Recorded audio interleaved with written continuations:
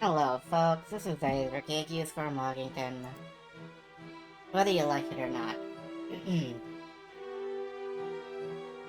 Tonight I am tired and I have a minor foot injury. So, please prepare for a lot of... Okay, let's do this. Oh, wait, God, no. Why did I do that? My brain was on autopilot. Oh, God, there's so much blood. There will be a lot of that tonight, I think. It'll be fine, though. It'll be fine. Like, I'm sure we won't accidentally feed anybody into a wood chipper or anything. Hello, Saria. If we do end up feeding anybody into a wood chipper, though, I'm sure they'll deserve it. That's just how it goes in Sorcery.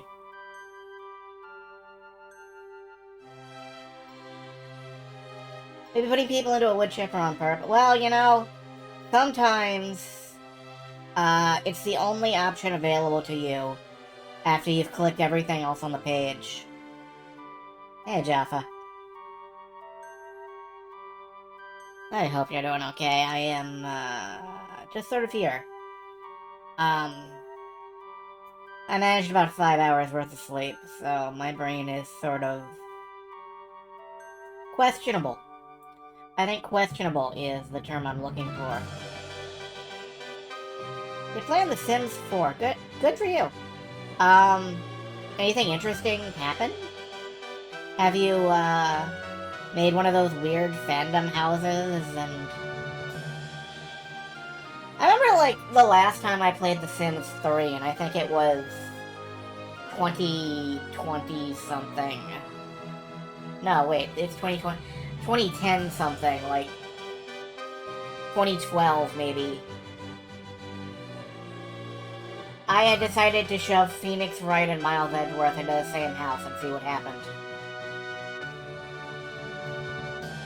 The answer was not all that much, because I'm not very good at The Sims 4. 3. I'm not very good at any Sims. But I'm always amused by people who are. There are definitely people who are better at it than me. And if you ask how can you be better at somebody else than playing with, like, a virtual dollhouse, then, you have the furry mod, so all your Sims are furries. I don't know what surprises me more, that there is a furry mod for The Sims, or that there's only one furry mod for The Sims.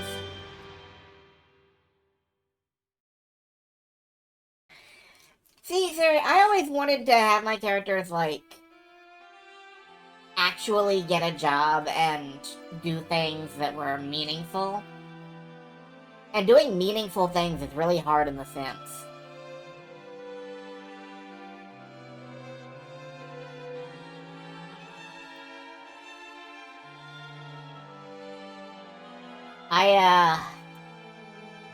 I never really learned how to play things in a creative sort of way. I always tend to look for, like, a narrative, and that is awkward when I'm playing things that do not have a narrative, such as The Sims.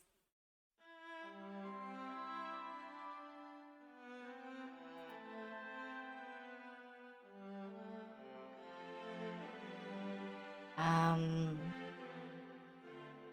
Oh yeah, that's a lot of patches. Okay, hopefully my computer can download these updates in under a minute. Because there are some patches for things that I have installed, and they have decided to pick now to just download, and I always hate delaying a patch. But I'll do it if I have to. Don't make me regret this, Steam.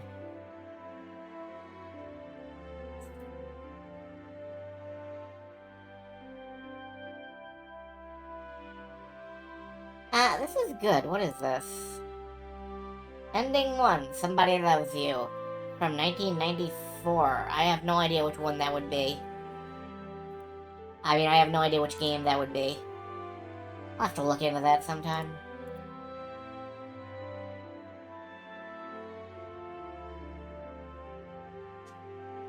Anyway, we are down to 0 seconds. Which means you don't have a lot of choice about whether you're gonna watch what I do or not. Although, actually, you always have the choice of, like, wandering off, but... let's just get over here, bring you guys down here. And we will get back into Steve Jackson's Sorcery. When last we left our intrepid hero... Ah! We were making the choice as to whether or not to get mind-controlled by a wizard.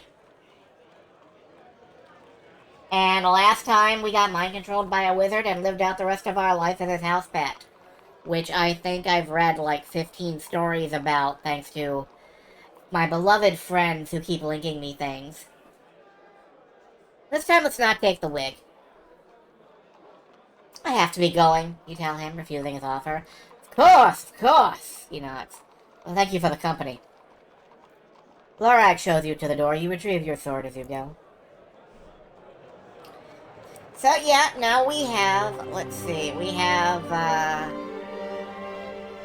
goodness, that's a lot. One moment. Okay. Let's see, we have, First Noble Samson knows. Lord Lorak is a scholar, and that was true. So all we really need to do is go to Lord Shinva's place. And figure out who and where Lord Molas is. And we will have the complete set of words. You return to the main road. Excellent!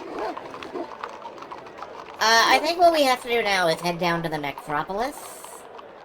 And I think we have a Sun Jewel, which means we could probably live through that crypt encounter.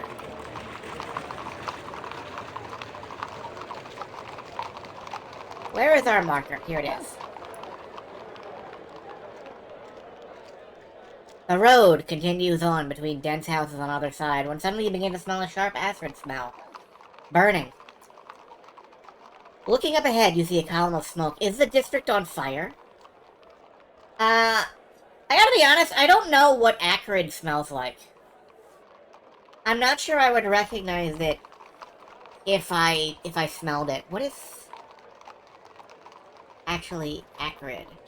An irritatingly strong and unpleasant taste or smell.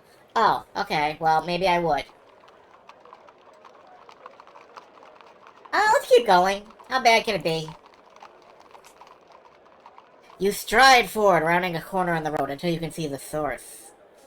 It is a fire, but not a blazing house. Instead, it comes from an enormous forge set into a large blacksmith shop. The blacksmith himself is at work, hammering away at a flat-bladed sword. Hey, a sword.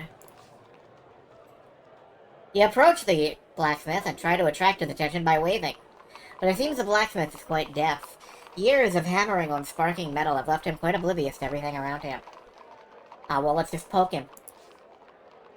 You walk over and tap his arm, and the blacksmith jumps. Didn't see you there, he bellows too loudly. The man is clearly not that bright. I mean... Okay, if we're being judgmental all of a sudden. I'd like to ask you some questions. Blacksmith shrugs. I don't know anything, he replies with an air of clear honesty. The blacksmith polishes his blade lovingly. Tell me about your swords. This one is my finest, he replies proudly, indicating the blade he is polishing up. A blade of large hand. Large hand?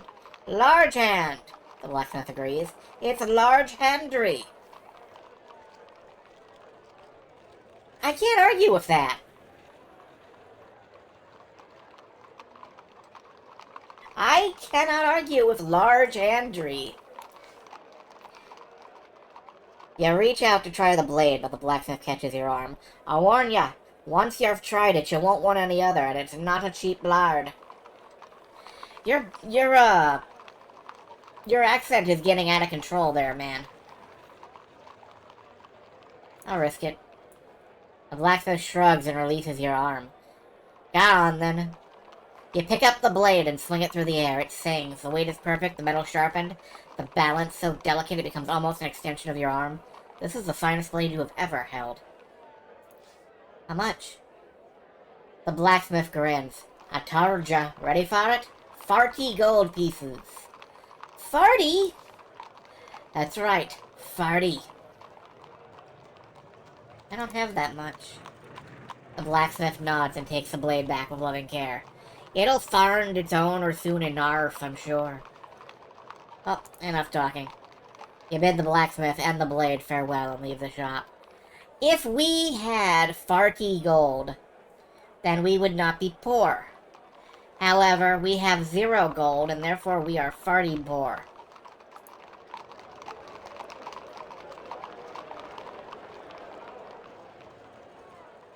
You walk between the narrow buildings until you reach a fork. To the left, the road continues towards some kind of bustling market, while to the right, it leads down a shorter street. In the center of the fork is a great bronze statue with some kind of pot at its feet. The statue is of a giant brute wearing a club, and at its feet is a large pot filled with gold pieces. This must be one of Karna's many gods, the pot intended for worshippers making offerings, although none of the passing creatures seem to be throwing any in. Yeah, I'm not gonna walk up and try to steal from a god. Right now. You follow the road to a wide open space laid out for a market. Well, that's too bad, because we don't have any money. So let's fuck off. Beyond the market is a street of tall, iron-fenced houses. You're entering a rich district, built in relative safely close to the wall, on the highest point of land in the city. Few creatures live here, and it would seem beggars are not tolerated. The streets are empty and for the first time cleaned. You pass a well with a pulley attachment built above it, but no rope. As you pass the well, you catch a brief snippet of song drifting up the well shaft, but you cannot quite make out the words. You go over to the well and listen. A woman's voice is singing from somewhere deep within the earth. You can make out the words when you lean your ear over the well shaft. When you lean your ear over it, that's a good typo. My dear, your fortune can be told if you will cross my palm with gold. We have no gold, let's leave. A trap, most likely. Everything's a trap. Everything's a fucking trap. Alright, we're heading to the necropolis, where we've been before, because we know that there is a wraith, and it's like one of the dead magistrates of the city, and we're going to rob his grave and steal his password. And I think we can pull it off this time. Time for city wandering and destitution. Yes, it is. Let's just keep walking. Everything here is dead, yet this place is neither empty nor still. That's true. To the graveyard. To the graveyard. Thank you. The wind whistles between the tall trees. The sun is setting behind the wall. Look around the gravestones. You step nervously off the path and walk between the nearest tombs. Some are ancient headstones tilted at crazy angles, and some of them fallen face down as though the citizens of this graveyard have been drinking since they died. Which is not a bad way to pass the time, honestly. Others are fresh, neatly carved and clean of all moss and weeds. They sparkle in the moonlight, as though cleaned by maids and waiting for their occupants to arrive. Alright, to the newer graves, and we're looking for... what was his name? Lord Shinva.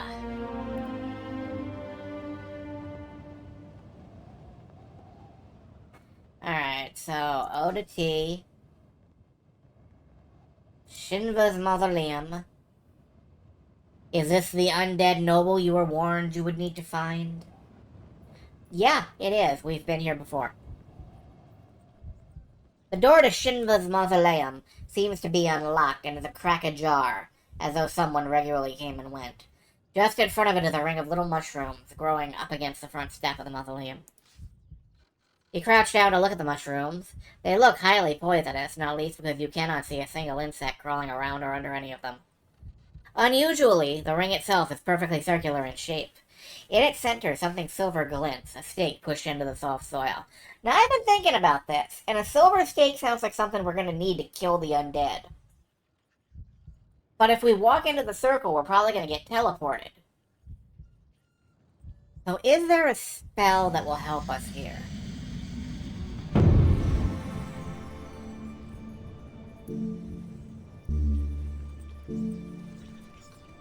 Read mind. There's no front minds around to read. I don't see how that's gonna help.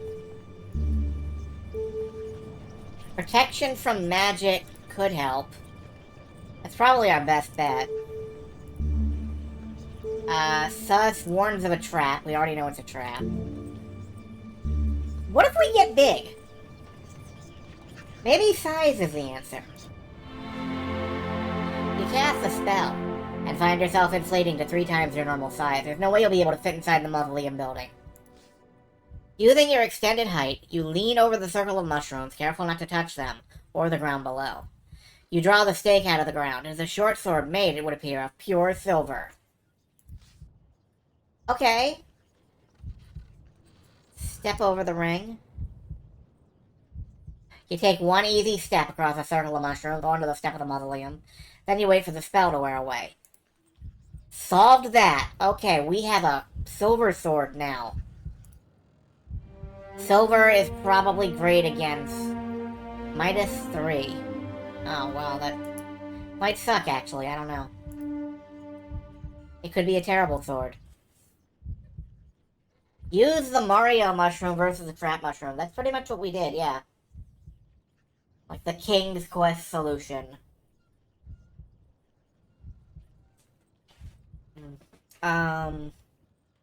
Dust lines the floor is empty. A stone staircase leads down into darkness. Go down the stairs. Let the door close. Oh, in the dark, okay. Cast a spell. And now we need the light spell, which we have a spell for.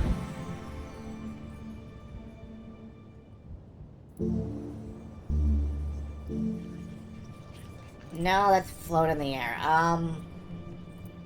What is the light spell, actually?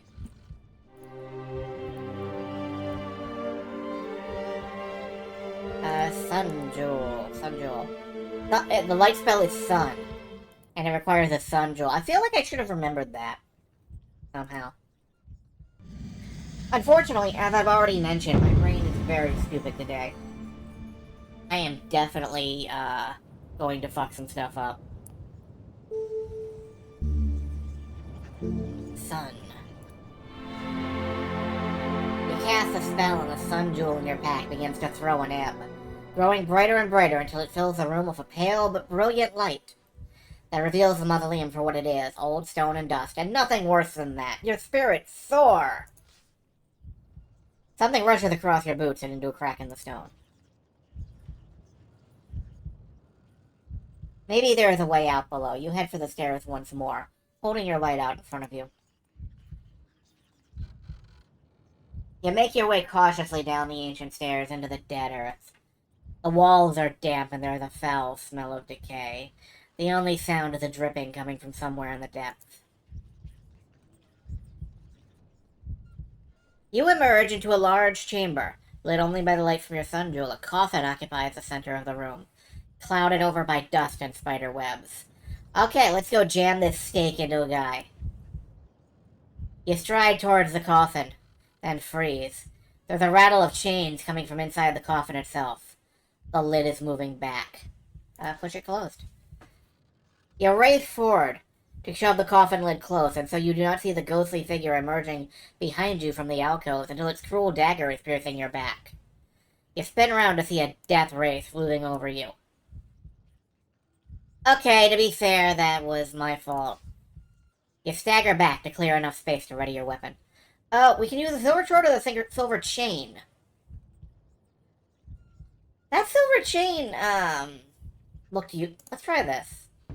You draw the chain from your pack and get ready to swing.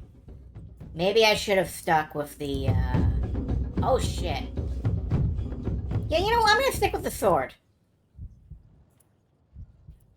Let's rewind a bit. And, use the sword. It is a weak weapon, but hopefully effective. Oh, no, it's... Okay. Silver is just a bad material for a weapon. Who knew? We defend. The death wraith drifts forward, one hand reaching for your neck, the other holding its blade aloft. It howls with icy rage as it approaches, knife outstretched. You gather your wits and drop into a defensive crouch. You turn most of the blow, then adjust your grip and try to settle your nerves. Charge! The chill of the tomb is all around you as you seize the moment to strike. You charge forward and Death Wraith's knife is easily turned. It reaches out with long skeletal fingers. I will come for your blood, it hisses. I will suck you dry. An interesting proposition, but not now. We're in the middle of a battle. You raise your shield arm to guard your face as the Death Wraith wakes out with a skeletal hand. Stone dust trickles from the roof of the crypt. Alright, all in again. Fuck. Then the Death Wraith is at your throat. You are wide open, sword drawn back, and you are wide open. It stabs out violently, and you are wide open. It leans forward with its crooked hands. Your heart will be mine, the Wraith hits. You are wide open. And it will stop.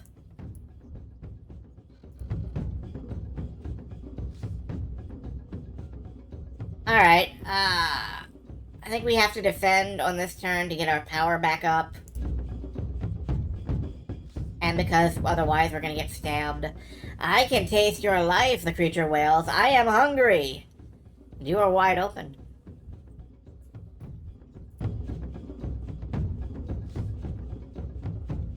Alright. One more time. No. Fuck. We got hit. Okay. I am hungry and you are a quesadilla. 8 stamina lost. Competent combat. You prepare your sword to attack, connecting with the creature, and make a quick cut. With a final strike, it wails and moans and vanishes in on itself. The air is suddenly a little warmer. The crypt becomes peaceful as the battle ends, but then there is a creaking sound that makes you look back at the coffin. It has opened, and a figure is rising up. Ba-da-da-da. You watch as the figure takes shape, a very old man and no monster. Stranger, he declares in a quavering voice, his throat thick with dust and cobwebs. I am in great debt to you. Now at last can my soul die in peace. Tell me quickly before I am lost, how may I repay you? You stare in amazement. This must be the 5th noble, Lord Shinva himself. Oh, I kind of thought he'd be the Death Wraith, actually. I guess I was wrong. You step forward to greet the apparition. I've come to find out about the front north gate. You come looking in a strange place, then, the old man replies. The only gate down here leads to the underworld, and I have been denied it for a very long time. The old man is visibly crumbling in front of you. But you are Lord Shinva. The old man nods. I am, or was, once the 5th noble of the city, would you believe? He smiles without humor, only the ghost of a smile. And you? Who are you? I am from Anal Land. Shinva raises a dusty eyebrow. Anal Land? What interest does Anal Land have in the ways of Kare? His eyes are piercing and shrewd, despite there being no light or soul behind them. I travel to the Bachlands. I see, so you need to pass through the North Gate, and for that you know the spell. Perhaps you know it already? I need to know which order the lines go in. Shinva laughs. Of course, the final security. But Samsus was not a clever man. He gave our lines to us in the council chamber, which is a circle. He started on his right with Theta, the 7th noble. I was next, and the last was given to Molas, the 2nd noble. But tells me, what line in the Badlands that Anal Land could want? Okay, I think we got the wrong information there. I think we need his actual line, not what order they go in. We'll worry about the order later. Not Shinwa. I come from Anal Land. Travel. You know it. I know one line. One lock made of Gollum's hide. I wish you luck finding the others. Mampeg and the Crown of Kings. The crown? What of the crown? It has been stolen. He looks deeply troubled. Then today is a good day to die. The Crown of Kings is an ancient object, you understand, from a time when the world was young, and great forces stalked the land, forces too great for such as we are today. Powers that could shape beings and minds at the slightest whim and mold the land and sea to their will. Do you understand what the Crown does? It provides influence? Much more than that. Only once was I in the power of the Crown. He shudders. As it passed from Lindoland to Bryce, I was an envoy at the court when it arrived.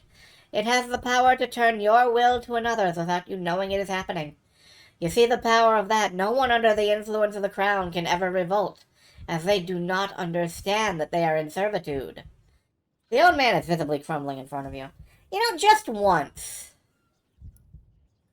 With these, the world was young and great forces stalked the land and everything was better. Just once I want, like, the world is old, so we've invented new, stronger forces. Fuck the young forces, they sucked. Anyway, dude is, like, falling apart. Goodbye, man. What can you tell me of the Bachlands? Very little. Oh, but I remember one couplet told to me in my crib. Will you hear it? Please. For sleeping of the sleepless ram, seek out the one they call the sham. Shinva shakes his ancient head. I could not tell you what the sleepless ram is, but perhaps it is advice. Not mere nonsense. We gotta find Sam the Sham and his pharaohs. Ask your parents.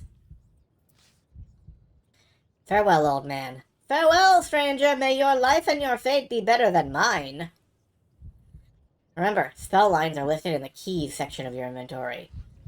Okay, so we have, we got 3 of them. Lorag, Theta's, and Shinva's. We just need to find the last dude.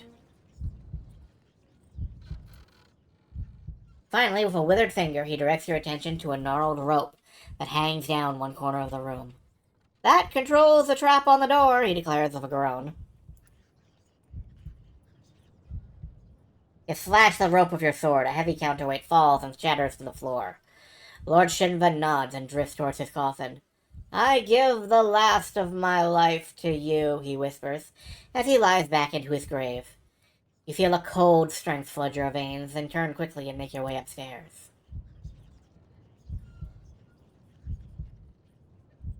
The door at the far end of the mausoleum is open. You return through the open door to the path, still shivering from your meeting with a ghost. A ghost? Jeez. You avoid the ring of mushrooms as you leave. Outside, night is falling, and things are stirring between the moaning trees. You would do well not to linger here. Yeah, let's get the fuck out, actually. I don't think there's anything else around here we need right now. You return to the path gratefully and make your way to the far side of the graveyard. Beside the gate is a disused well, perhaps once used to wash the bodies before internment. Let's ignore that. The rear gate of the graveyard hangs from its hinges, but not from age. It seems it has been taken apart, maybe widened even to let something through, beyond its deep forest. Okay, up this way.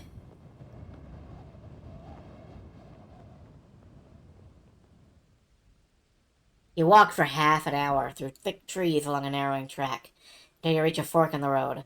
To the left, the track gets narrower still. To the right, a massive shadow looms, so large it seems as though a colossus has seated itself on the wall in thought. Okay, we've, already done this. We've already been to the, ziggurat. Night is drawing in. You should get moving. Things whisper between the trees.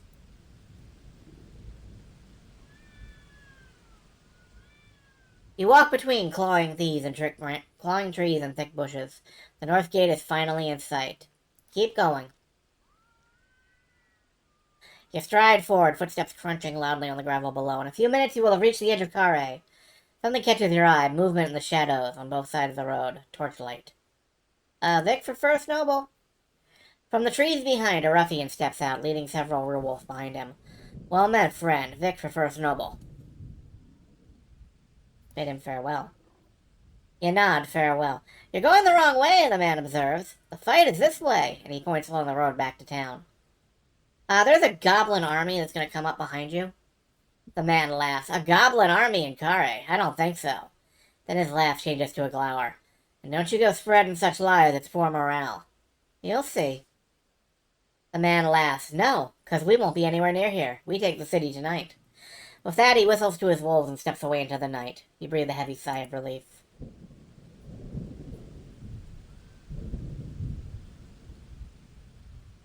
You've reached the north gate once more. The ground is empty still. The goblins have not yet risen. Off to one side of the well, there is no other cover. Wasting no time, you stride over to the gate. You reach the other side of the clearing unscathed and stand below the enormous doors. How much of the spell can we recite? Can we get away with this? You knock firmly on the door until you wake the voice within. Do you know the spell to open the gate?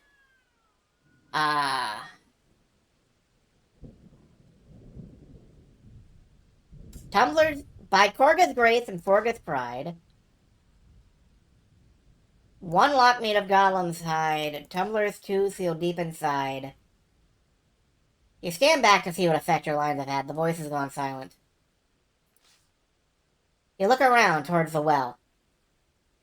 It is crawling with figures, long claws and flashing swords. You see something about those lines, yes? Is it that they start to spell something? Or could spell something? Is it that they have, 1, 2, 4...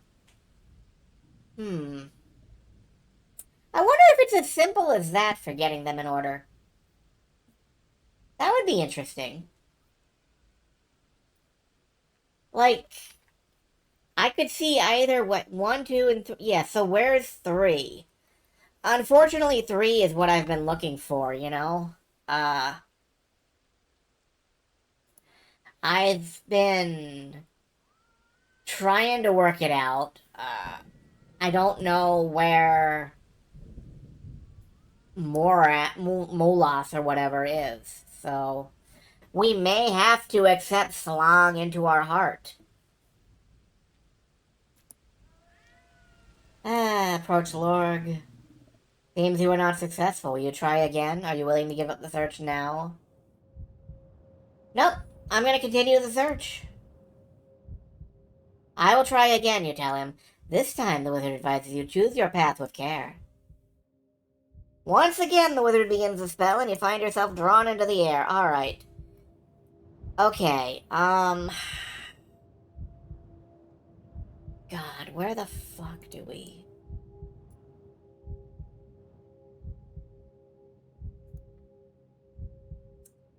Alright, let's start back here again.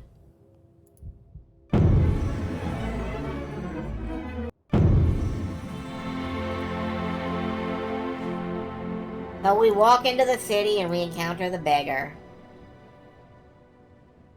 And we've gotten pretty much everything we need to out of him, so let's try and slip by. I'm on a quest.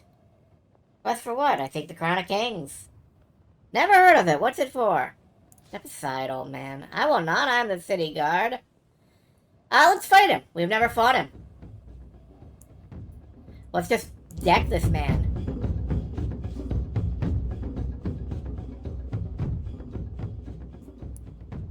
It's giving me the combat tutorial, which I think is kind of funny.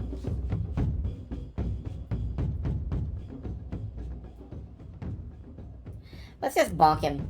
Bonk. Yeah, make a medium attack. Okay. I guess this guy is the combat tutorial. Oh. Okay. Okay. I messed up. It's fine. Alright then, you can pass. Help him up. I have no food and no money. Good luck.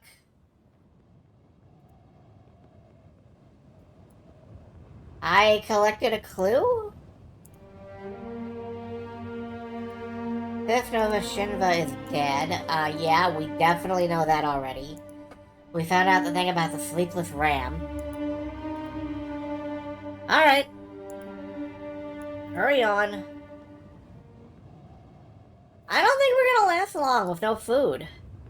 Maybe we should get thrown in jail so we get a meal.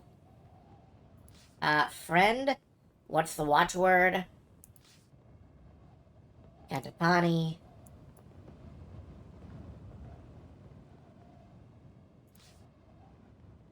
Knock on the door.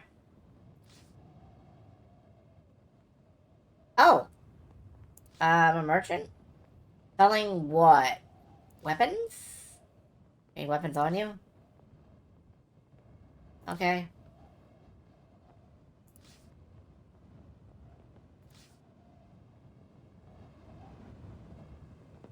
Roll on in. I demand justice! We are the justice, and we treat people how we like. Okay. So we go to jail. I think we can ignore this dude. We've gotten all the information we need to out of him. I don't want to play. No. No.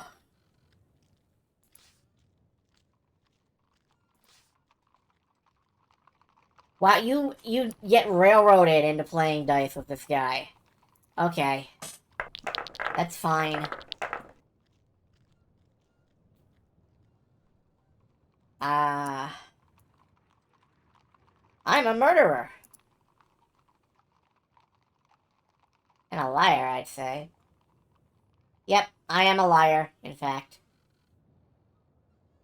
I got narrated. I got fucking Stanley Parable. Where do I find the first noble? Search me doesn't often get locked up. Of course you don't know. Why would you? See, now I'm actually trying to win against my better judgment. Wasn't always in such a sad state. I used to be a hero. Really is the only option.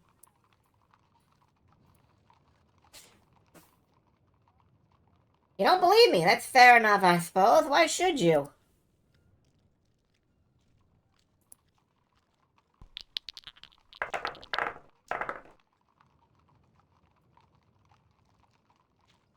You know Kare well? I do, and I know Kare dice, too. Yeah, not very well, huh?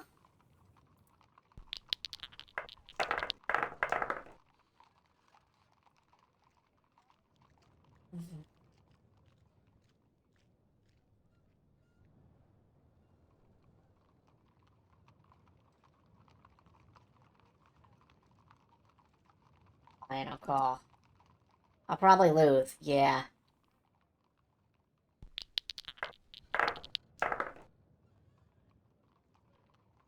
What's your name? Oh no, name's a powerful thing. I literally do not care. You do know your name, don't you? Of course I do. Call. I win.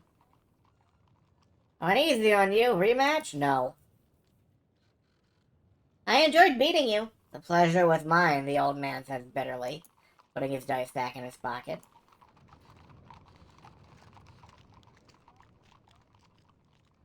You have eaten, sleep, dream. Nothing interesting in the dream. But let's move on, because this is our third time through this time loop. So, Either things are gonna start changing, or we're gonna have to do something wildly out of character to meet this last noble, because I cannot figure out where he is. As you wake, you hear a sound on the door. They let you and the old man out. Get out of jail. I won't miss you, the old man declares as he strides away. Check your pack. Your distrust turns to certainty and you check your pack. It's hard to be sure, but searching through, the bracelet of bone seems to have gone missing. Alright. You see the guard lined up in rows, running drills. I don't think we can ever go up this way, and that's probably for the best. Fuck the police. Look up the cliff. Sorcery is built on a series of natural steps. The river flooded every autumn. Suddenly, something erupts from the tree line overhead and rolls down the slope in front of you. It is a body. Maybe it's Moloch, or whatever his name is. Moloch. Michael. What's your fucking name? Molus. Okay.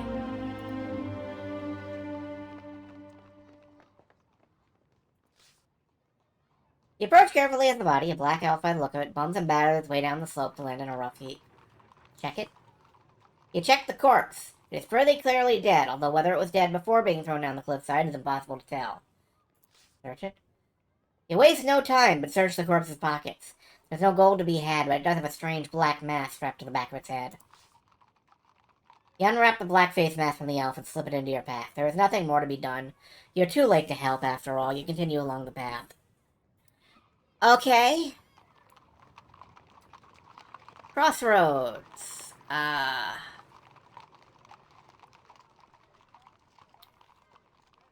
Get sight of the old man disappearing into a hut on the left-hand side of the right track.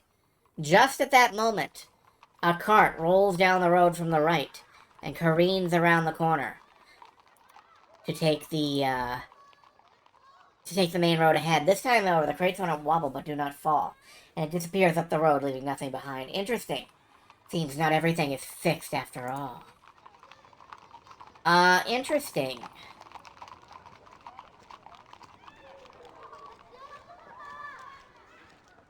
Alright, I don't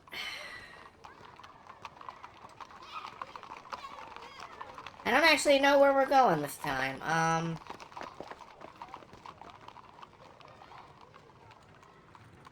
Straight up the middle?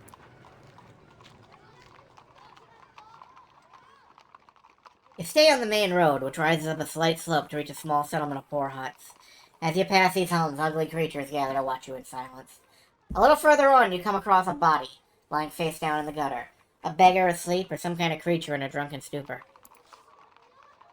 You approach the limp body cautiously. Nobody in the street seems to be taking any notice. You bend down closer and shake the shoulder of the body. There is no response. You rip the body's arm and turn it over. As its face swings round, you jump back aghast. The body is a semi-decayed corpse, with a rotting head that is half skull, half putrid flesh, and worse, an evil smile is spreading across its face. A moment later, it has sprung to its feet, leaping at you. Throw the chain at it. You whip out the chain you got from the chain maker's shop and fling it at the corpse.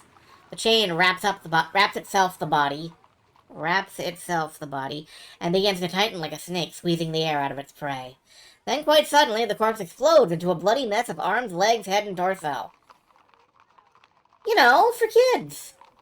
The chain collapses to a tight knot and hits the ground, while the separate pieces of the corpse keep coming for you. Cool. I hate it. Thank you. Let's fireball this shit.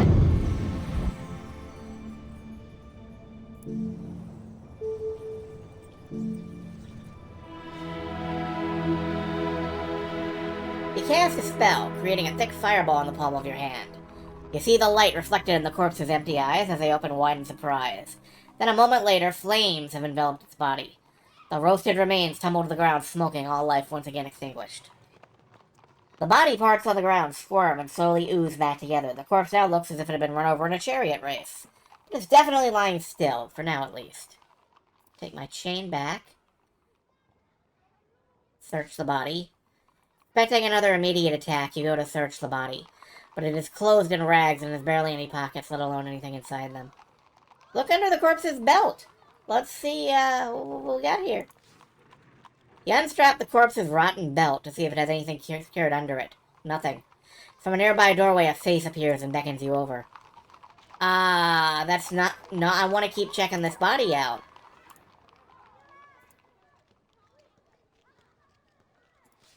Crap. Okay, well... This time, let's just fireball it out the gate. Which we can't do.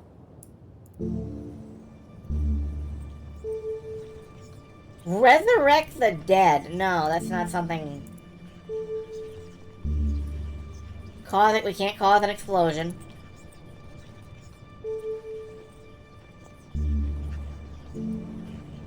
We could make an invisible wall, but I don't think that would help. We could create a shield, but we're out of money. We haven't even got a gold piece to our name.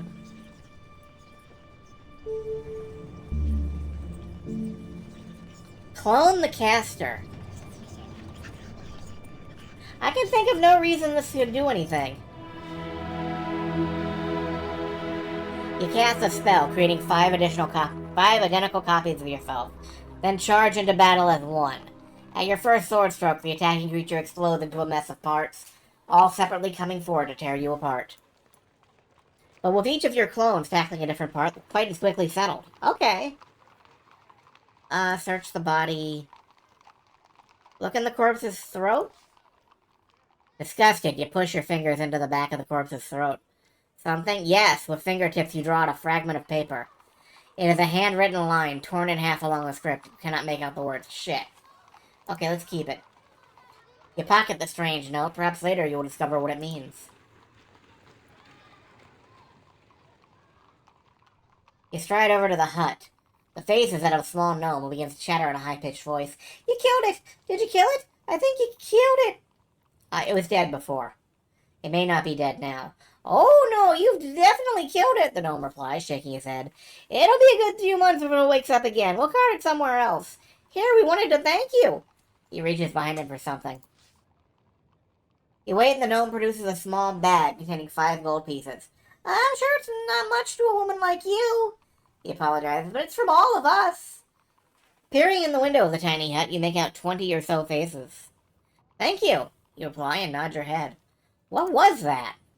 They say it used to be the second noble of Kare, but he angered the first. So he was cursed to live in Kare forever. Now he's like a bad gold piece, keeps showing up. He gets dumped in different parts of the city. I think we'll take him to the Thin Quarter next. It's their turn. There's a chuckle of agreement from inside the house. This place sucks, man. This place really sucks.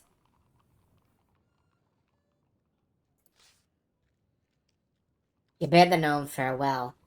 Before you go, the creature says, we've one more gift for you. There is more kerfluffle, and then he brings out a small purple potion. Blimbberry juice, he says. You're bound to get in some scrapes along the way. He pushes the potion into your hand. You thank him and place the gift carefully in your pack, then you continue your way up the street. Blimbberry juice. Do I need that? Is that a thing that I need?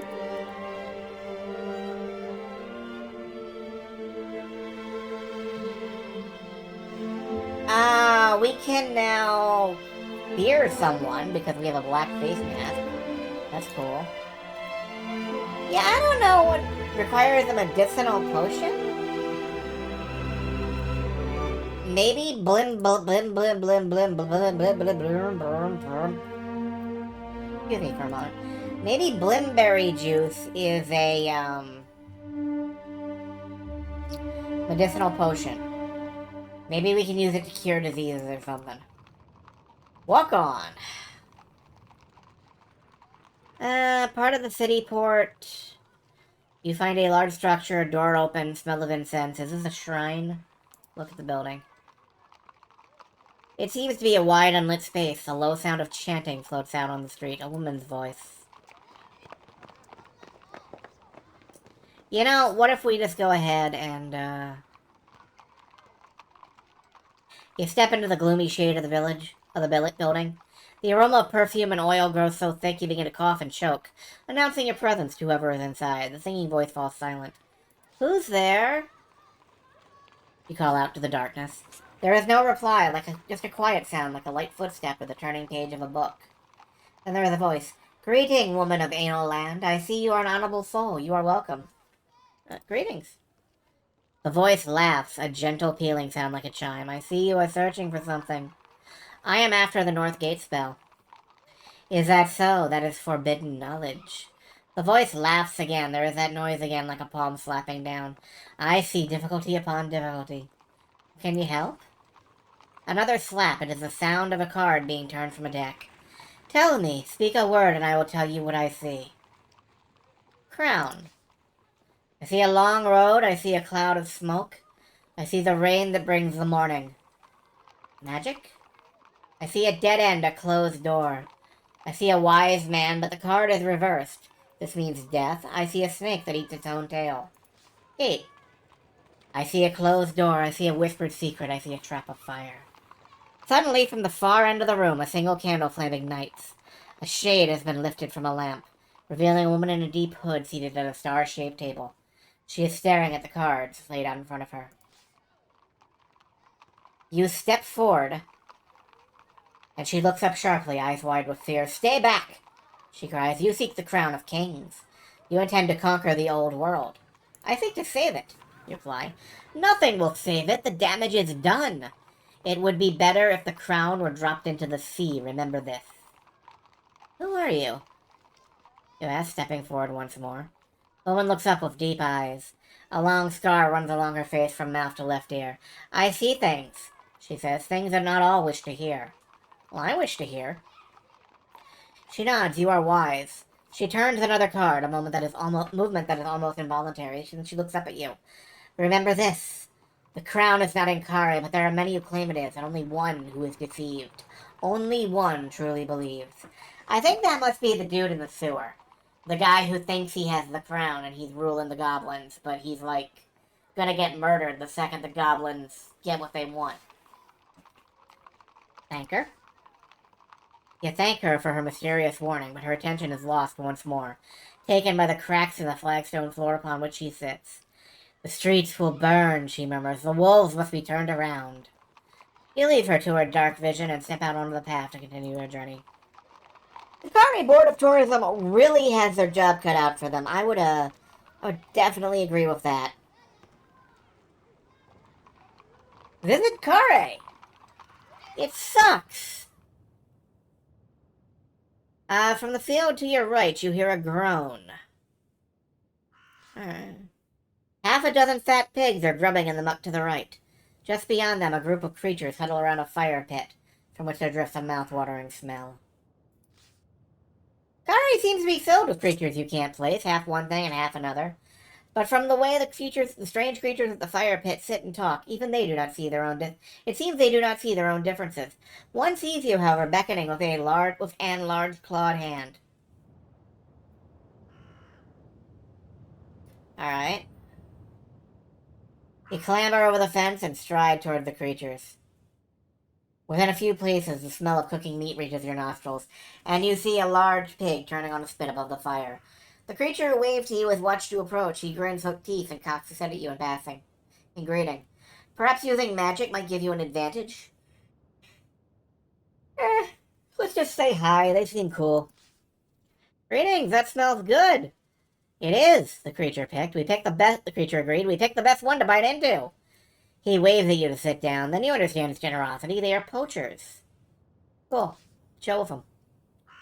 You take a place in the circle around the fire. The creatures shuffle and shift to make room for you. Ask for some pig. May I share your pig? Not our pig. There's plenty there. Help yourself. You reach over the fire and pull off a leg of the pig and devour it. The meat is succulent, rich, and the best meal you've had in a long while. You thank the poachers, who shrug indifferently. Why poach if you're not going to enjoy it? Come on, guys. Have a fun time. You warm yourself for a while, resting a little. Eventually you stand and take your leave of the poachers and head out of the field. Alright, let's try this path here. You leave the road and follow the path as it winds through the field, along the lower edge of a high fault in the rock. Right now I am just trying to get as sidetracked as possible. Like, I'm trying to take all the choices that I have not taken yet. Which is why I'm just blindly walking towards people and like, hey, everything's fine, probably. Because we've got to figure out what's up with this other piece of paper.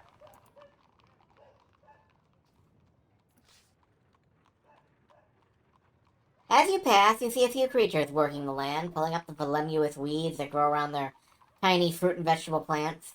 In some patches, tethered goats graze and have eaten everything green in sight. The whole place seems barren and poor, like it has not rained for a year or more. Let's chat with a farmer. You stride into the field, approaching one of the farming figures. Its face is obscured by a wide, flat hat, but you can tell it's not human. It's strangely gangly with long insect-like arms. Hanging back, you notice the farmer's forearms are also sharp-edged. He is using them to scythe the long grass, slicing through the stalks with one limb and gathering them up with the other. "Greetings, farmer," you declare, from a safe stride distance. The farmer looks up but doesn't smile. "Who are you?" he demands. "I'm busy." "I'm looking for work." "Can you cut hay?" the farmer asks, carefully wiping the sweat from its bow with one strange razor-edged arm. "Sure, I can learn." The farmer waves to a corner of the field, which is still to be done. 6 gold pieces if you can clear that lot. Alright. You draw your sword and set to work, gathering handfuls of long grass with one hand and slashing at its roots with your blade. The work is backbreaking, and after a few hours you've built up quite a sweat. Once the field is cleared, the farmer comes over to you. "Not as easy as it looks?" he asks. "It's hard work. Farming is tough." "It is that. Here." He pulls out a water bottle and some bread and hands them to you. You're starving after your work. Gratefully, you accept the water. A drink has never tasted so good, and you feel much refreshed. "Water does wonders," the farmer says vaguely, as though citing a well-known proverb. "And here's your gold," he says, putting 6 gold pieces in your palm. "Enjoy the rest of the city." You thank him and resume your path. I wonder if we can somehow get enough money to, buy that, like, legendary masterwork sword or something before it's time to, before we get there. You know? I have no idea. I don't know. Maybe we can?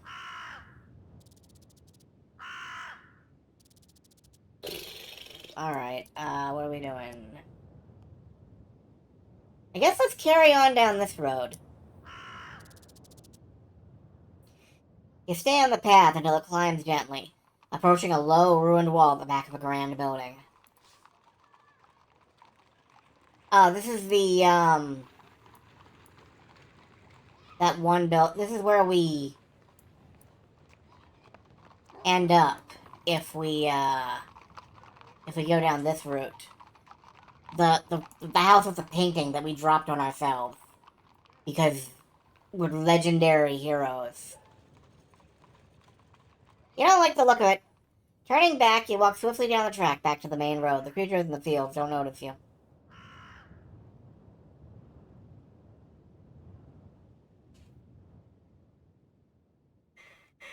See another rock face. Top of this one is a line of grand houses. Legendary cartoon heroes. This is where the richer creatures of Kare live, looking down across the fields they own. You can imagine them sipping iron wine on their balconies and watching the toll of the farm workers through a spyglass. The more you look, the more you realize something is wrong. A tree grows from one roof. Another has dipped sideways into the yard of the neighboring home.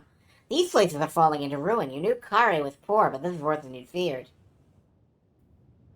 Okay. You reach crossroads. There is a shop.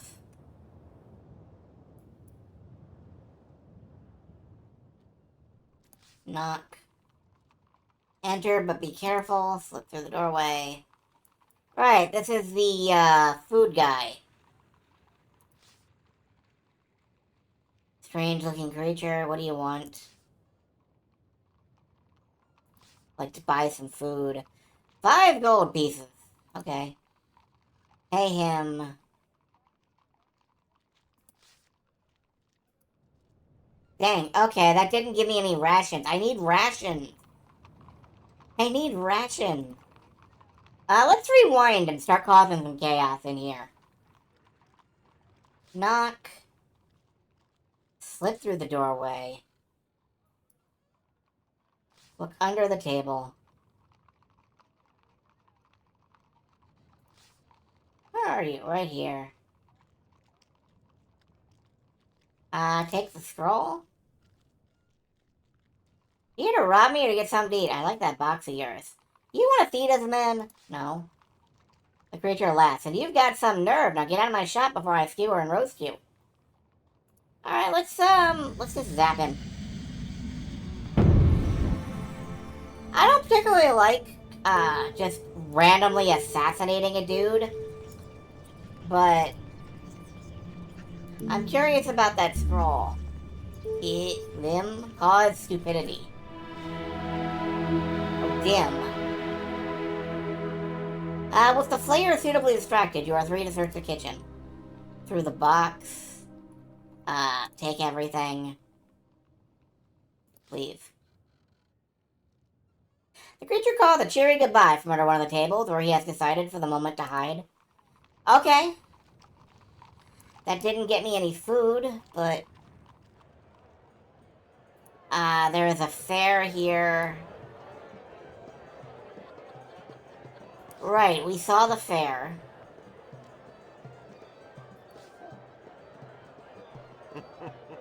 You push on through the crowd when suddenly a small figure comes flying through the air and hits you straight in the chest, sending you spiraling into the mud. Or sprawling into the mud, the figure on top of you. You push the figure aside and get back to your feet. It is a short, stocky dwarf who has both his fists ready.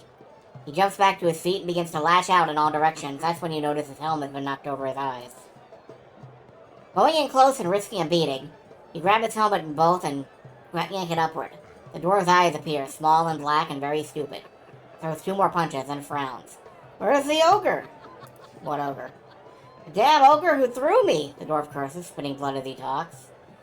He turns quickly as though expecting an attack from behind, trips himself, and tumbles backward in the mud. Suddenly a great cheer goes up from behind you. You turn to see a large crowd standing around a ringed arena who are all looking at you, waving money and tickets in the air and shouting and hollering. Arms have grabbed you on either side, and you are being lifted into the ring. Oh, good. Our new champion!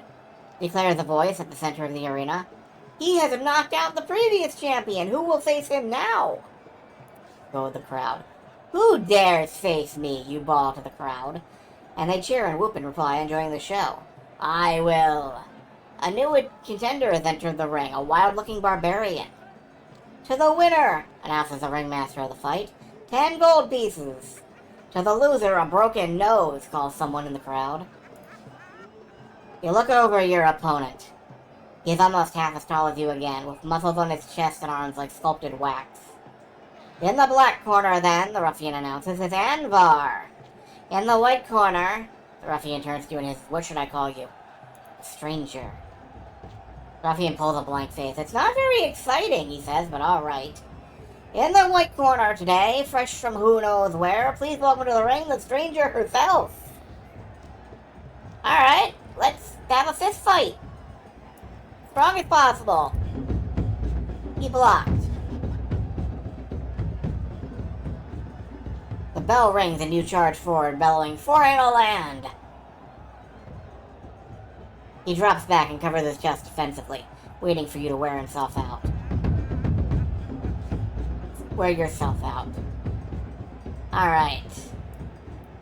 Throw a block. Let's go medium for this. Nope, we went too light.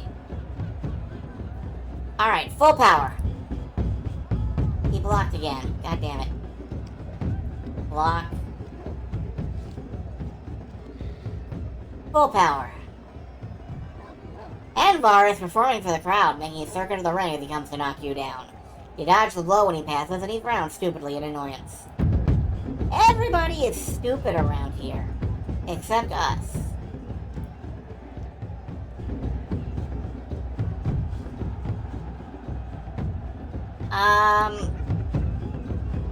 I am just going in on this. I just want the money. Come on. Anvar pauses to wave to his fans in the crowd. This guy's a professional. This guy's a ringer.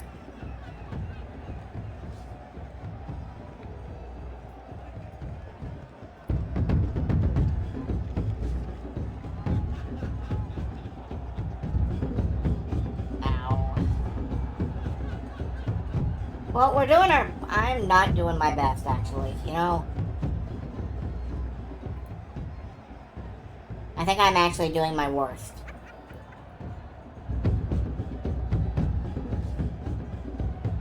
Now we just need to do 1 point of damage. And I'm getting my ass kicked. Yeah, I think we're gonna lose this fight.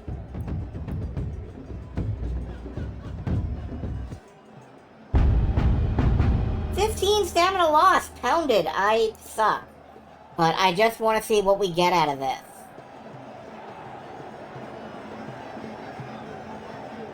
Apparently we got 10 gold and that's it. Okay. What's in here? You head uphill. There's one last small tent here, probably a ticket booth, that has simply been ignored. Cabinet of Fortune, try your luck. A prize for all. Let's try the Cabinet of Fortune.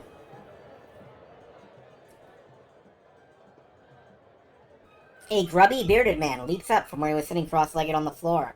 Comes over to pump your hand.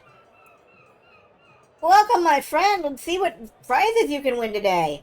You must know this, there are no losers in Honest Hannah's Cabinet of Fortune." Look inside the cabinet. Piles of jewelry, gold, and other things, as well as a small, wiry creature. That creature. My little pet. He's perfectly harmless. Well, he bites, but only when you open the cabin to feed him. What's the cost? Aha! You clearly know chicken in the springtime. The cabinet costs 2 gold pieces to play. If you don't have 2 gold pieces, I'm afraid I don't care for you. If you do, spend them with me. Alright. Hannah goes over to the cabinet and presses a small button on the side. It seems to operate a cantilevered spike, which pokes the creature, who squeals, jumps from its perch, and begins fluttering around inside the case. The creature keeps flapping around inside. Eventually, it selects something from the prize pool, which it drops into a chute at the far side of the cabinet. You open the flap and remove a small leather pouch. You open it and it seems to be empty. A moment later, you find you are scratching your neck, behind your ears, up your arms. "Please," Hannah remarks. "I'll have the pouch back, though, if you don't mind." He snatches it from you while staying well back. You scratch your armpit in reply and nod to Hannah, who laughs a little too loudly. Then you head back out of the tent. Alright, I'm curious if there's any winning move here. So we're gonna read his mind, since we can. Much does it cost? Cast a spell. I think we can read his mind.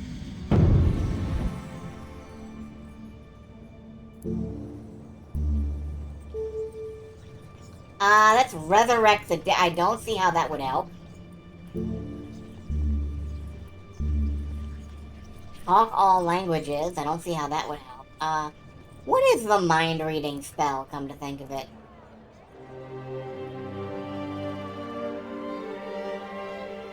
Hell. Alright, let's see if we can read his brain. Pick his mind.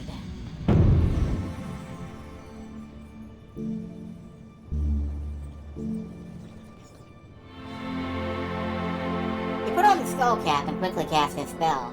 Hana watches you with curiosity. He is not alarmed, and as you read his thoughts, you can see why. He is as honest as his name suggests, and he is not trying to trick you. The Cabinet of Fortune has some false prizes and some true ones. but it is not rigged. With the skull cap on, you catch one other strange thought in the room. You reach out for the new thoughts. The thoughts are resentful, strong, and clear. A prisoner to my idiot boy, it says. I told Sonus that any wizard would be able to protect himself. When I get out of here, I'm really gonna kill that miserable Lorag. Noble or no, the boy too. These thoughts, evil, cold, and miserable, go round and round, but with no more clue as to where they are coming from. You remove the skull cap and the sensation fades. Yeah, what other living creature could possibly be in this room? Let's see if we get the same result. What now? Well, you can try to influence its choices by shouting at it. The angrier you can make it, the better the prize, usually. I'm not sure why. As if to make the point, the creature picks up a ruby ring, smiles, drops it, and flies to the top of the tank.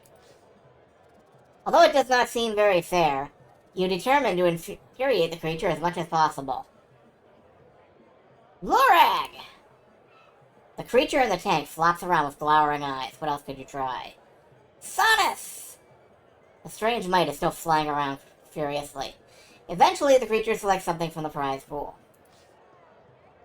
You open the flap and remove a bracelet made of knuckle bones. You slip it onto your wrist. Oh, hey, it's a bone bracelet. We needed that for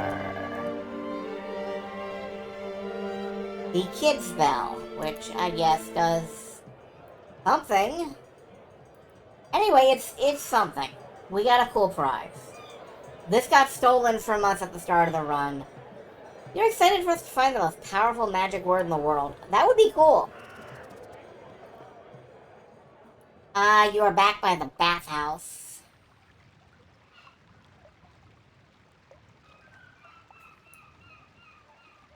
Head uphill. The road twists and turns up the rise.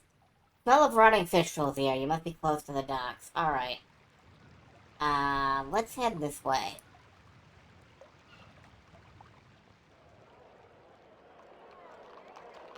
Circular well mouth. To the road.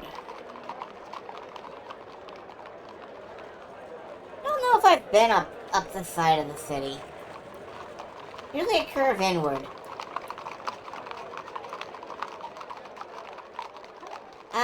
Spare a coin, toss her a coin.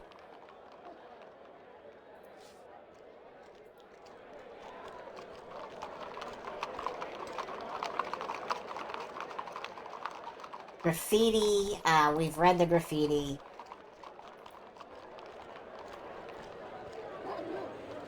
We've been through this way.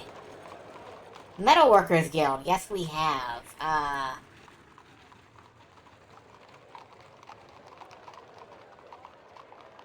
What happens if we... Whoops. I was gonna say what happens if we steal from the Metalworkers Guild, but...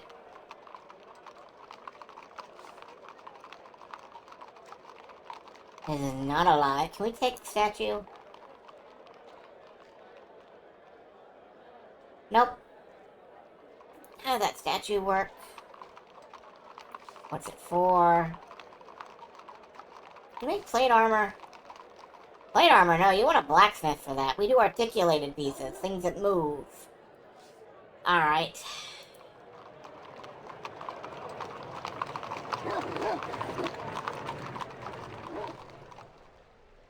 The beating heart of Kare. We can go back to the shrine. I mean, we could try to accept Slanig into our heart and...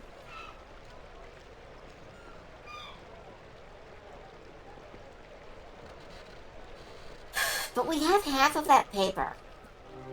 I don't know if I really want to embrace an evil god.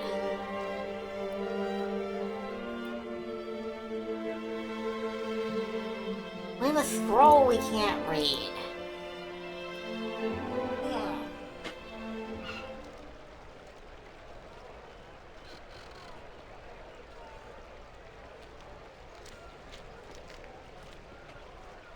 Alright, let's sit by the river because we've never done that. A light on the far bank. It's a lantern. Vic will be pleased. A clear night tonight. Physically, you are exhausted. When the next sun rises, you are too weak to rise with it. I died of tired. Fucking relatable.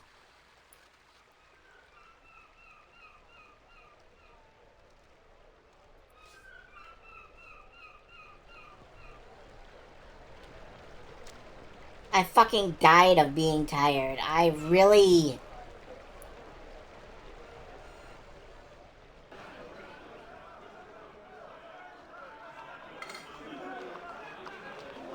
Okay, I'm gonna try getting a room here at the Meat and Cleaver.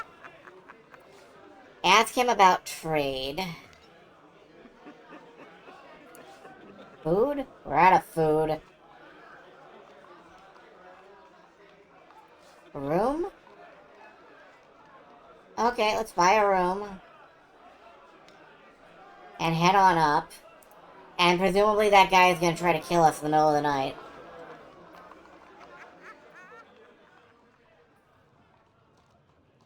If he does, then I will, like, shoot fucking...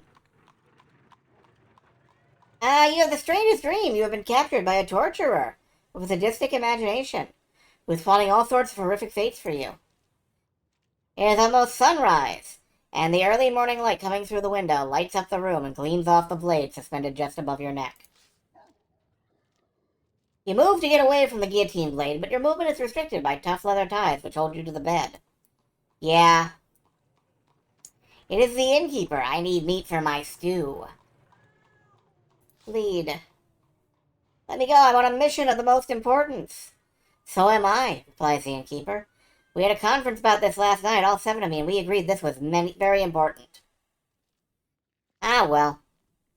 I tell you what, I'll let you take your time. Pray for aid. Your arm moves of its own accord. When you open your eyes, you find the blade is lifted up. You are saved. Now to free yourself. Lower the blade!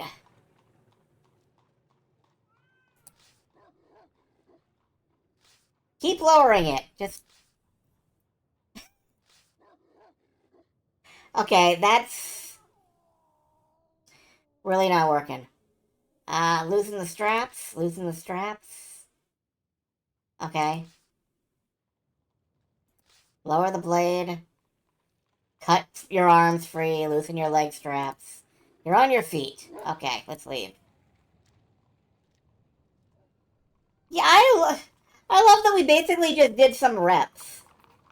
Just up and down. Let's grab the innkeeper. Wasn't me, it was the other 6 of me that did it.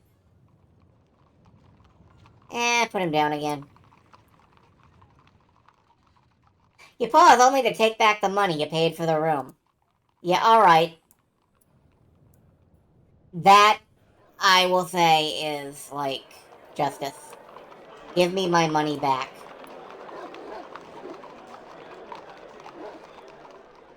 Now we have to...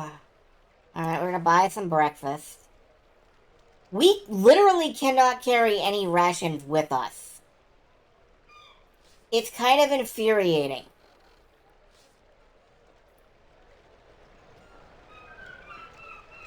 I would like a refund for my murder, good sir. I found it unsatisfactory. And the bondage was unrequested. Okay.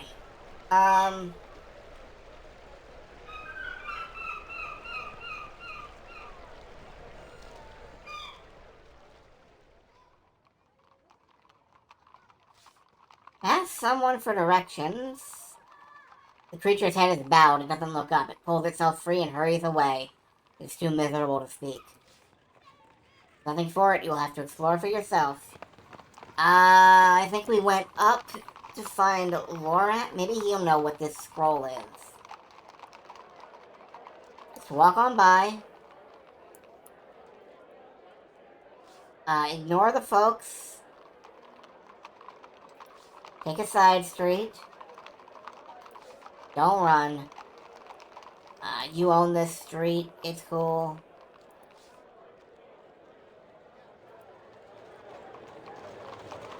And I think it was, I think we didn't go down this middle street because it creeped me out. But I want to find, Lorag again. I want to present him with this scroll.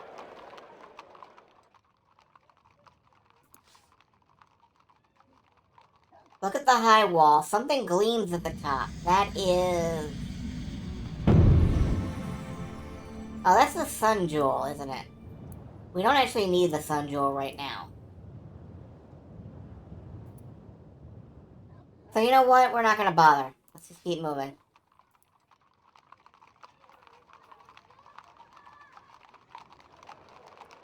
And if you're just joining us, we are on several days into a time loop.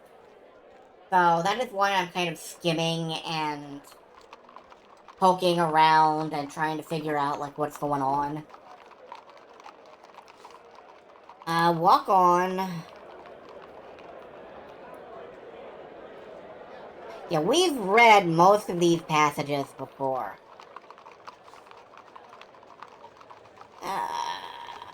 Throw a gold piece away. And then leave them to it. Lift the bag over my head.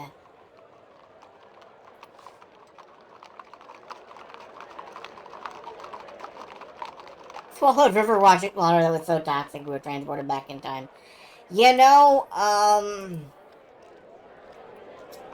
you're not wrong. It was not that cause and effecty, but you're not wrong.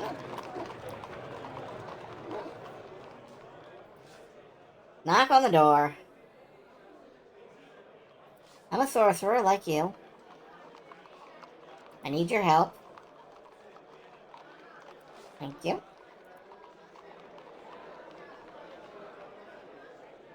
Give him my sword. This is Lorag the Wise. He is a scholar, and I'm hoping that, I met your ghost.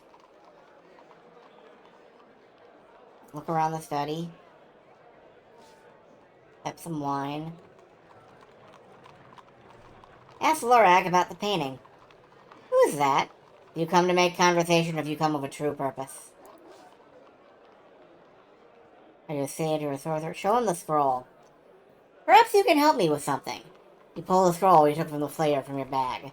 Lorag leans forward with interest at the sight of the runic script. He chews his beard as he pores over the text. Can you read it? I can, he says, looking up and smiling. It is a recipe for soup.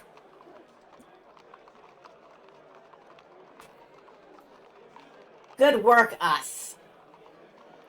We stole his soup recipe.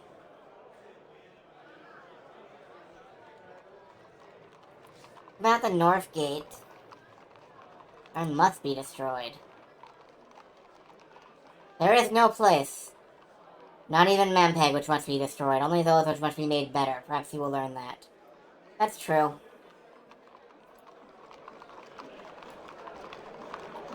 I got pushy about it, and I fucked up.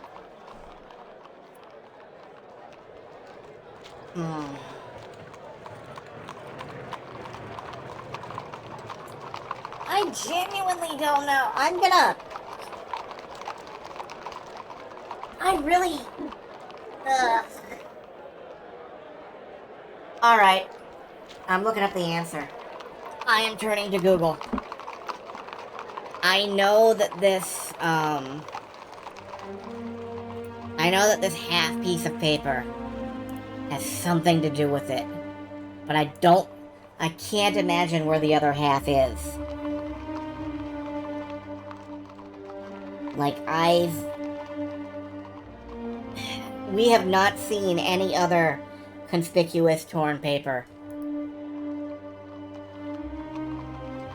I'm looking for a guide. Spell lines...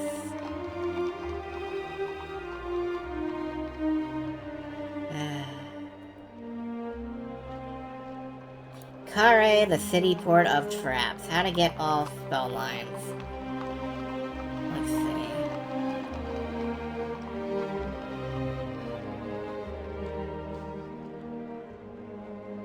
Search for paper.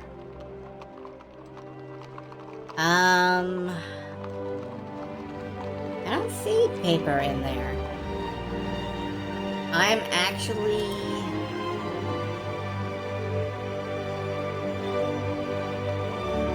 Molus's line has many possibilities.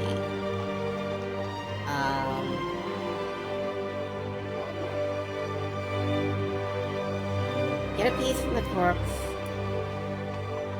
Rewind to the beginning and go right. Choose to walk on, then stop and eat a ration. I don't have any rations. That's part of what I've been so concerned about, is that I don't have any rations. I actually need to own food in order to complete this quest line. I actually need to own food to complete this quest line. Shit, where am I gonna get food? There are markets all over the place. I guess I have to go to one of them.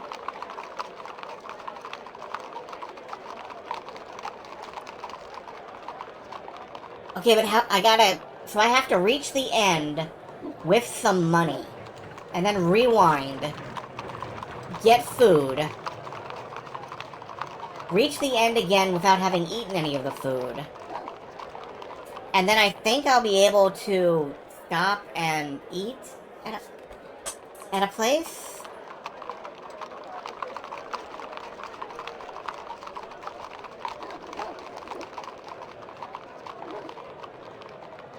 Yeah, hold on, I'm trying to sketch this together.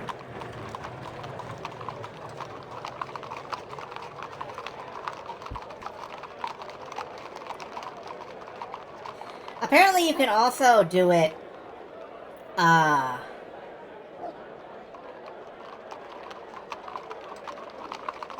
by answering the impossible question.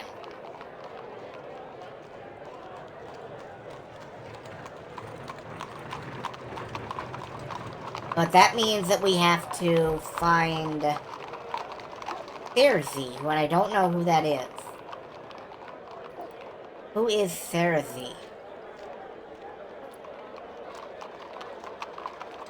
A false fortune teller. Okay.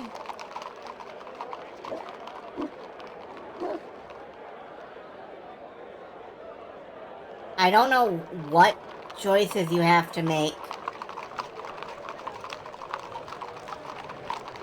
in East Carre. I guess she's somewhere in here, then. She might be in Fireview Square.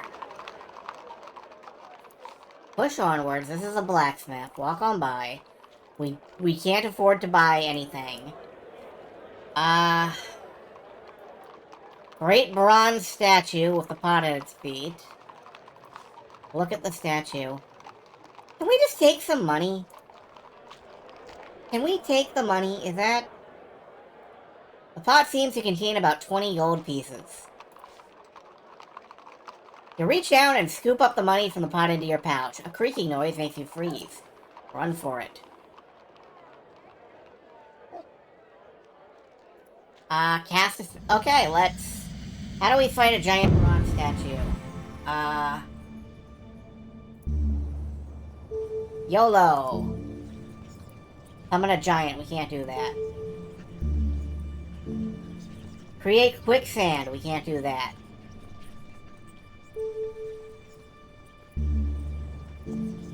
Clone the caster. Okay.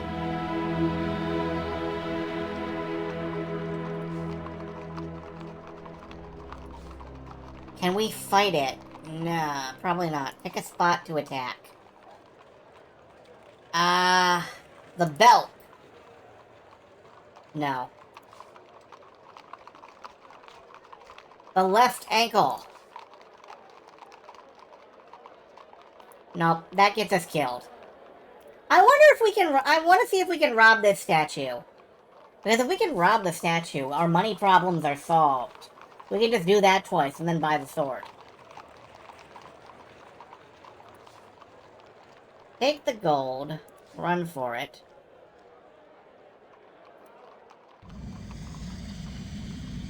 Yeah, I am at kind of a loss, so I'm just kind of doing anything that looks like it might get us somewhere.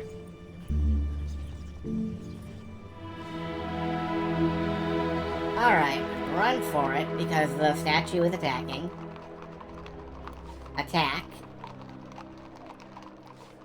Let's see, we tried the belt and the left ankle. The left leg? A small metal plate, a blast of... The creature flails this way and that, trying to shake you loose, but you are determined. Finally, the plate flies open. A blast of hot gas ejects from the statue. It sways and topples face down into the street.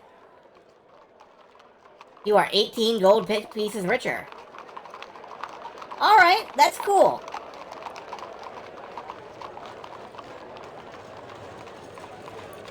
Go through the arch. Do not approach the monument, because that gets you teleported. Go through this alley. Here's the guy with the grappling hook. Are you a thief? Are you from the guard? No? You should mind your own business. So we help him out with the grappling hook.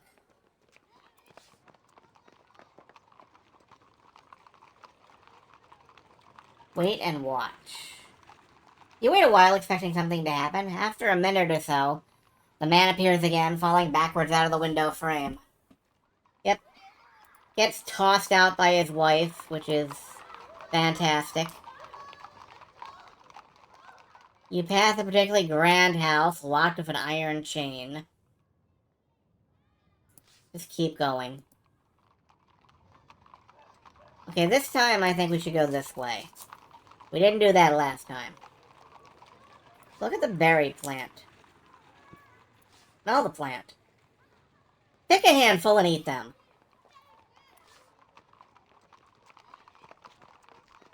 Thickly sweet, and your hands are turning blue. You are suffocating from the inside out. Drink the blimberry potion. Okay, that wastes the blimberry potion, though. Don't eat the berries. Good advice. Pick a handful. Put them in my pack. That doesn't count as a ration because, you know, they'll kill us, I guess.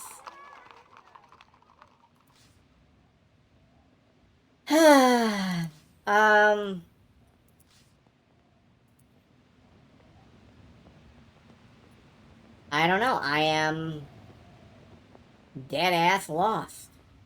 Theta, the seventh noble, we've already talked to him. Here's the necropolis. We went through here.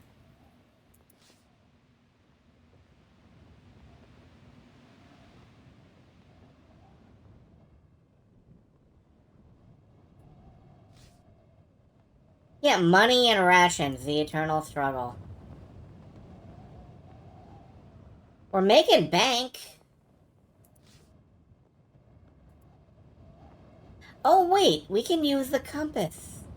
No, we can't. It only works in the graveyard for some goddamn reason. Ignore it, and now we're back around to the...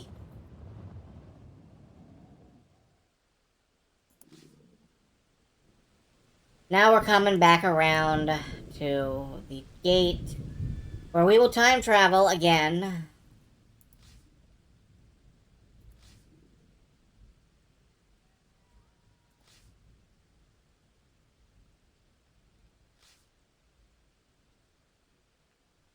Goblin Army. You'll see. Alright, go.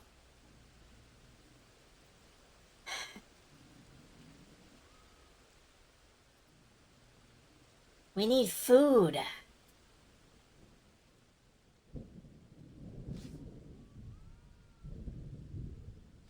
Let's just wait. Do I know? I do not know the spell.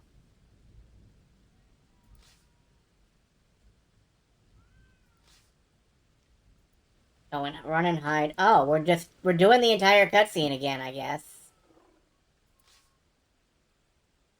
Turn the goblin army into a gobbleable in your arms, also known as rations. Yeah, I don't think that one's it.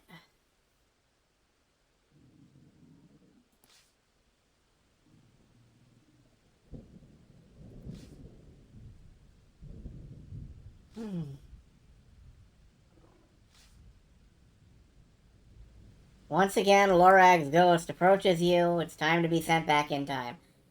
You may try once more if you wish. This might be your last chance. The effect of the spell on your body has got worse every time. Shit. But no, we have half a piece of paper. Ah, frick.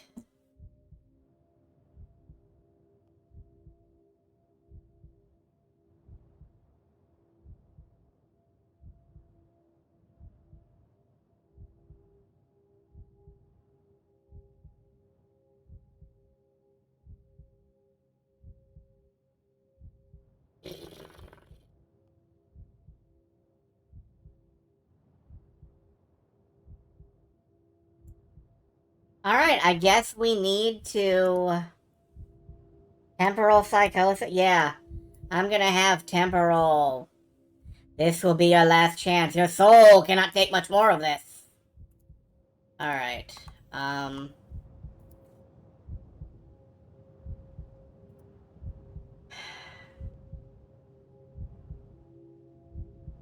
Okay, we need to have a ration. And then head for the bottom left of the map. Wonder if using up the time travel charges screws you up later. You know, I'm trying not to think about that.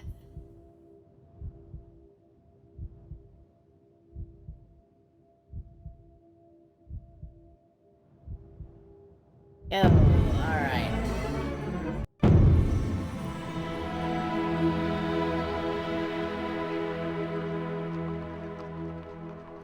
I'm just,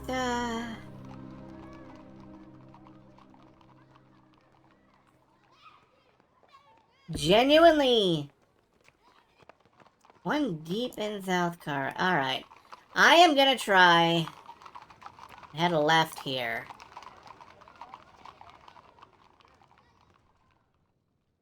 Troop of guards appears. Blend in with the youngsters. Suggest the wayfarer's rest. You, where did you come from? Do I know your face from someplace? Yeah? I'm your wife's lover. That's still fun. That's still fun. All the air? It is weed plant. Oh no! My god, this hut is full of weed and smoking. Let's get out of here.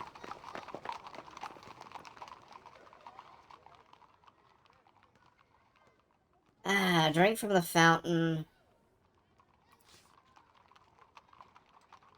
Keep going.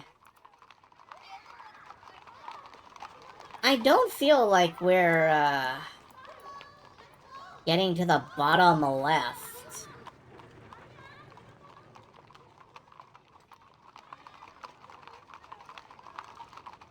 Or South Carre.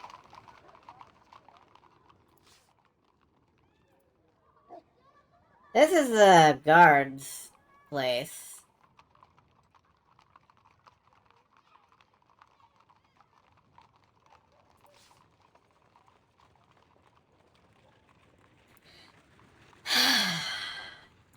Alright, let's pull back to, pull back to here.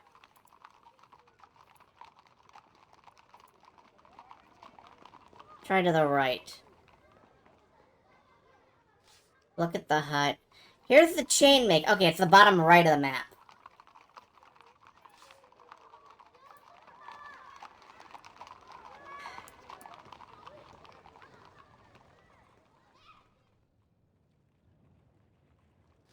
Call out a greeting? What, you want chains? I'm looking for an old man? No idea what you mean. Alright, let's leave. Yeah, I don't know. Your stomach rumbles with hunger, but you have no more food. This is, I think, where you're supposed to stop and eat. So, if we can go up to the fair, get some fair food, cut off through the side and come back down and around. Then we can eat, and we will be able to, find the rest of that paper. Small Kent? 1 gold piece. What's inside? Marco the Amuser. He's very funny. 1 gold piece. No offense intended. No. Barrel Boy? Right! We can get a ration from this guy! Look in the barrel. There's apples. How much is an apple? 1 gold piece for 5 apples? Buy some. Throw an apple at his sister. If we hit his sister with an apple, we win a prize. Your aim is truly terrible. Oh. I did not think you could lose that. I guess it's random. Can I try that again?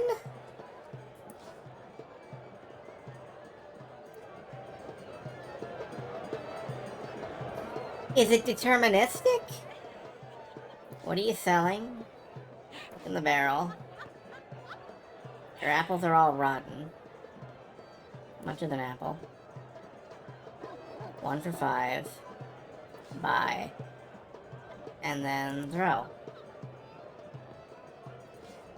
Alright, I'm... No, your aim is really terrible. Apparently I can't win that food this time. Shit.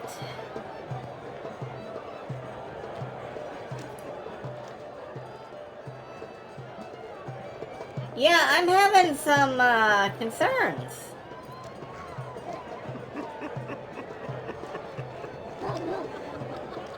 Is it because my connection to my body is damaged from the time loops? Maybe?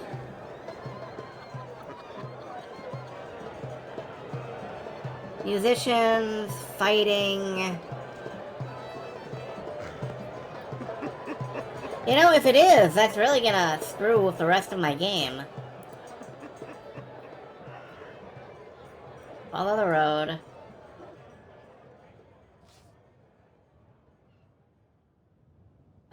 There is food. Can I take any with me?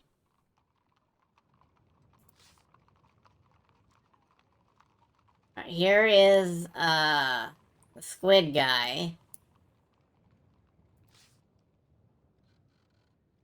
Like to buy some food.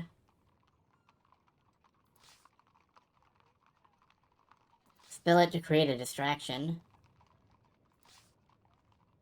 Alright. Leave the scroll behind, but take everything else. Man. I, was kinda counting on that apple, because I'm feeling extremely screwed right now. Alright, there's a hut with a bone in it. Search through the bones. Knucklebone bracelet. Sleeve.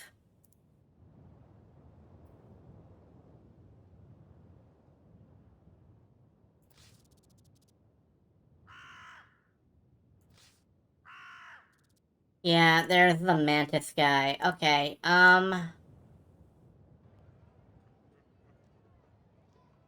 Rick.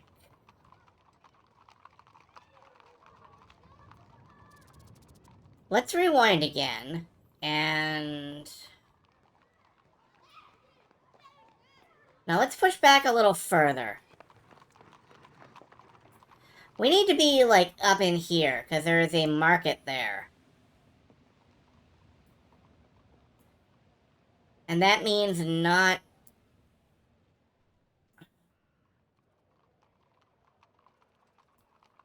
We need somewhere we can buy food first. Okay, that's as far back as we can go, so...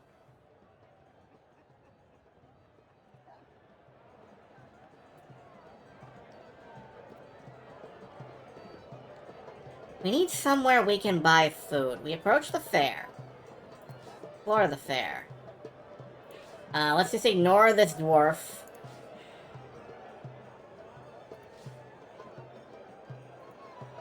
Alright, no, they kidnap us anyway.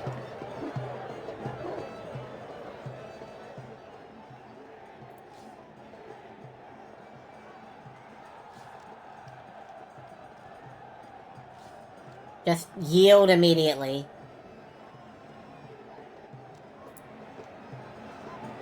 Alright, can I win it if I go now? Can I win the barrel thing if I head down here now?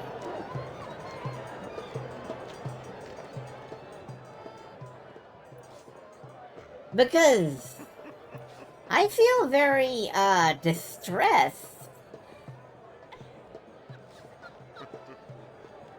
I know what to do. I may have to, replay the entire game off-screen. And just play the ending tomorrow. And, then move on. Can't throw apples. Nope. Nothing.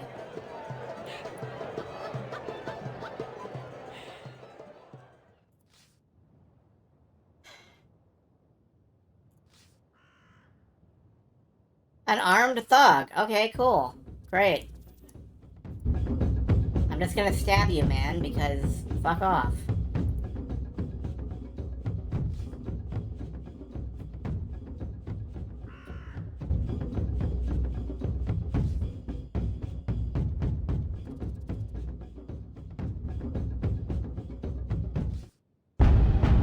Anyway,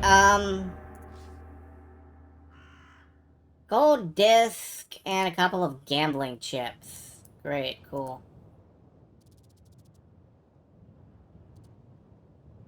I'm, at a complete loss.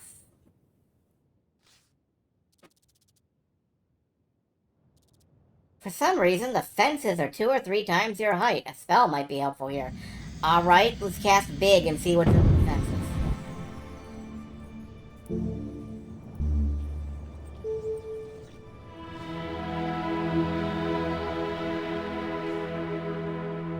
A field of long grass. Let's see what's in here. Field appears to be empty. Search the grass. Suddenly, something grabs your wrist, holding you down low. You go for your sword, but you are being pulled towards the earth. Okay, that grass just kills you.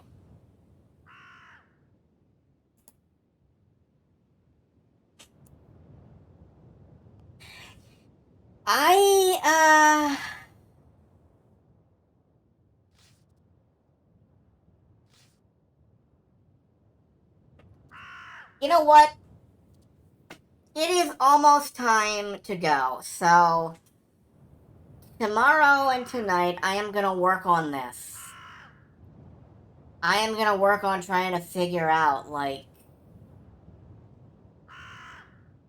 how to solve this particular time travel nonsense. And... if I manage to have it worked out by tomorrow, great.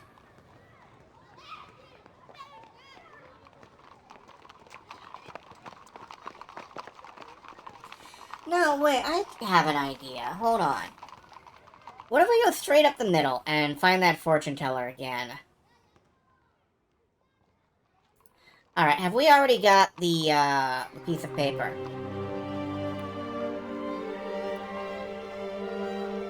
We do not have the piece of paper because we have not fought this monster yet in this timeline.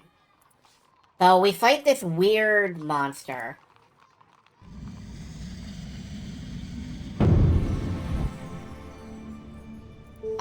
We split into 6 of us, and everybody takes a body part. We search it. Look at his throat. It's a handwritten line, torn in half. Keep the note.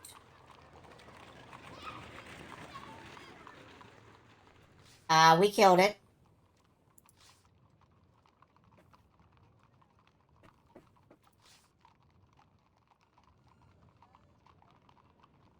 Let's see. Head into the building and meet with the fortune teller. Alright, greetings. And after the North Gate spell, show yourself. Speak a word and I'll tell you what I see. Gate. Kare. Thanos. Okay, she's staring at the cards. Look at the cards.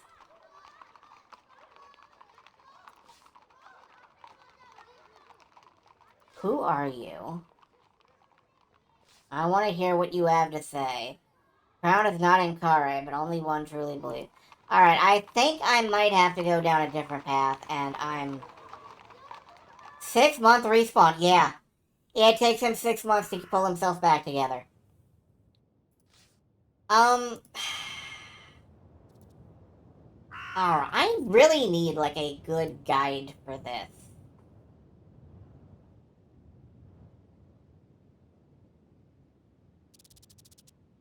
I know that there is a...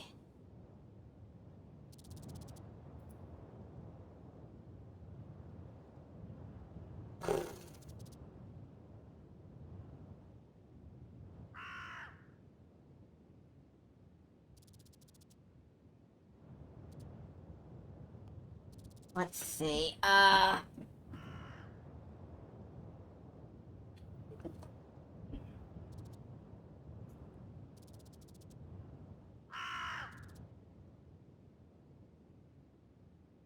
know that we can get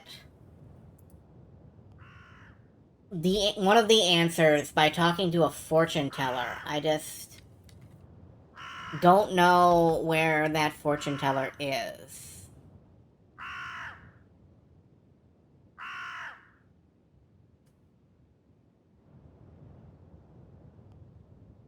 And, I guess what I'll try and do is work this out offline. And, I will come back tomorrow night. And try to finish... No, you know what? We're going long. We're going long. I want this done.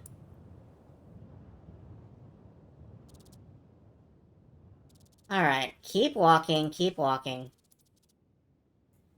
I know that we can figure this out.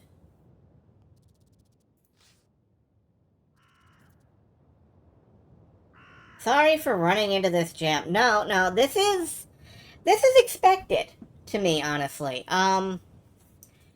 There's a lot of stuff like this in Choose Your Own Adventures and other sorts of games like this.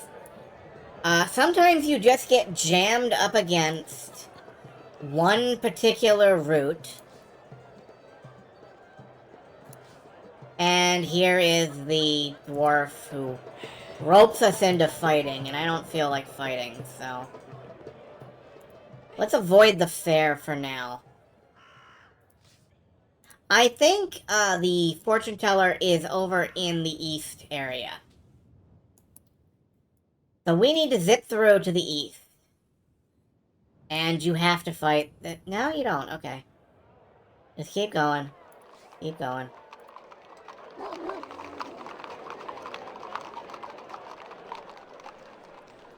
Choose where to go next. We have to go into the market. We can't just avoid it, which sucks.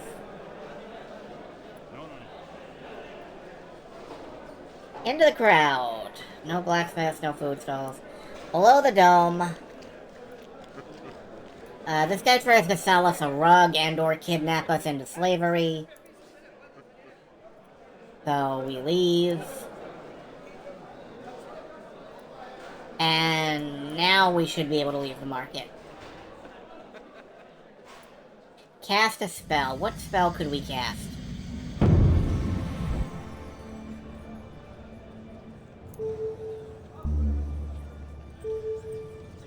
Sense danger in this economy? Summon darkness. You are the only one here who can see. Pick some pockets. And then leave. Alright, I just took a chance to be a dick. I had to. It was fun. Let's leave.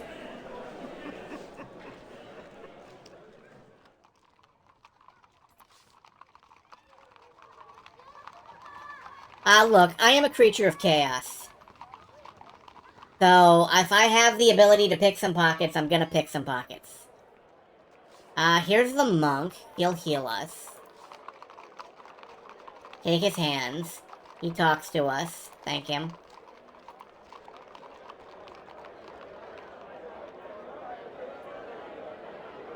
Anyway, I am on a mission. Ignore the pond. Go down the cliff road. Back by the bathhouse. Head on up. Oh, it smells rotten. You must be close to the docks. Yeah, I am. Alright, alleyways lead off to the road. Turn right. We're gonna get some sleep.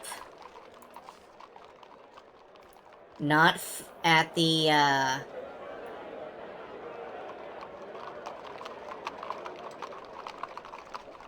not at the place that tries to kill us.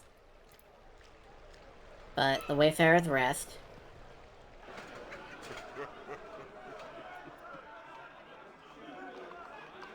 Everybody's happy and singing and laughing and... Greetings. I want, some food. Pay for a meal. Price of a room. Pay for a room. We're now poor. Go get a table. The city sucks. I want your help. I need to know the order of the spell lines. You might appeal to one of the gods to learn. Or find Sanus. No. Do you play dice? Nope. I do not play dice. That will not happen. I am not playing dice. Sit at a table and eat.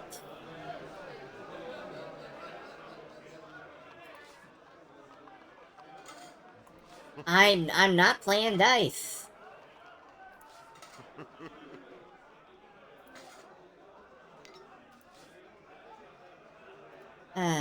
Okay.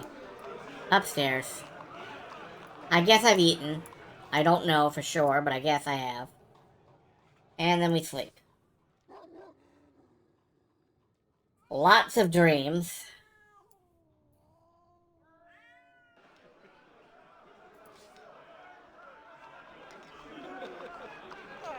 I don't feel like we're gonna get 40 gold at any time soon. Like, even with me being a duplicitous dick, I would have to loop around 2 or 3 times and not, spend anything.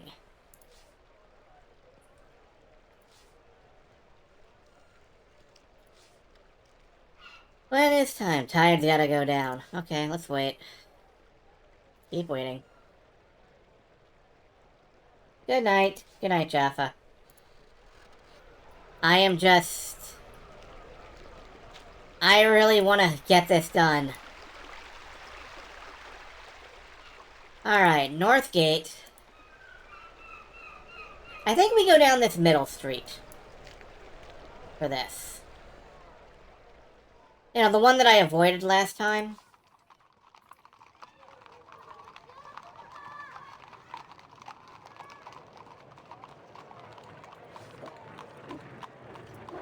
Anyway, we just keep walking.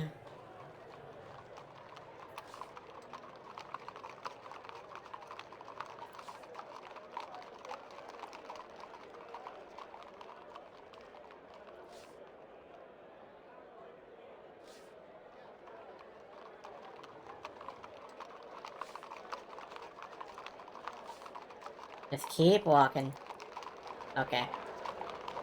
Yeah, the middle street is probably gonna get me killed, I know. But if it does, hey. Okay, keep walking. The road is too narrow to be safe. Good to know. Good to know. It seems strange. Any vehicle or machinery requiring such a wide entrance would not be able to fit down the street. Take a glance. A warehouse that is entirely hollowed out. The floor and walls seem to shine. A growling noise coming from the street outside. Hide? No, hide. It is an enormous gelatinous slime eater. Yeah! So the fact that the street is, like, ultra clean is actually a point.